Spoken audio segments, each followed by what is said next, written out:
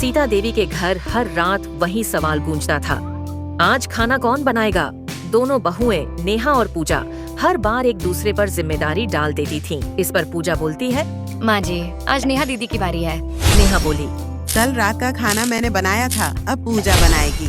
पूजा बोली, और दोपहर का खाना बनाया था, मैं नहीं बनाऊंगी। ठीक है, दोनों आपस में लड़ाई मत करो, खाना हम बाहर से मंगवा देते हैं। ये बात सुनते ही दोनों अपने अपने कमरे में चली गई। कुछ दिन तक दोनों बहुओं में खाना कौन बनाएगा अनबन होती रही। इसके कारण सीता बहुत परेशान हो गई।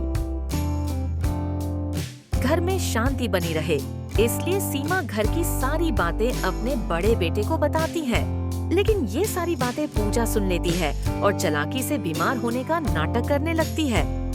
पूजा बेहोश होने का नाटक करने लगती है, जिस कारण उसका पति उसको कुछ कह भी नहीं सका। नेहा सोचती है पूजा अचानक बीमार कैसे हो गई। ये देखने के लिए पूजा के कमरे में गई।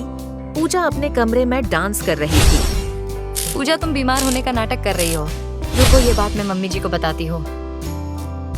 नेहा दी, आज घर का सारा काम मैं कर दूंगी, लेकिन आप मम्मी जी को कुछ नहीं बताइए। नेहा पूजा की बात मान जाती है। ये दोनों बहुओं का नाटक अब मुझसे नहीं बर्दाश्त होगा। अभी दोनों को बता, तुम दोनों का रोज का नाटक बीमार होने का अब मुझसे नहीं बर्दाश्त होगा। पूजा बोली, पर मम्मी जी मैं सच में बीमार थी। नेहा बोली, नहीं मम्मी जी, पूजा अपने कमरे में डांस कर रही थी। तुम दोनों फिर से एक दूसरे से बहस करने लग गए। आपस में घर का काम क्यों नहीं बांट लेती।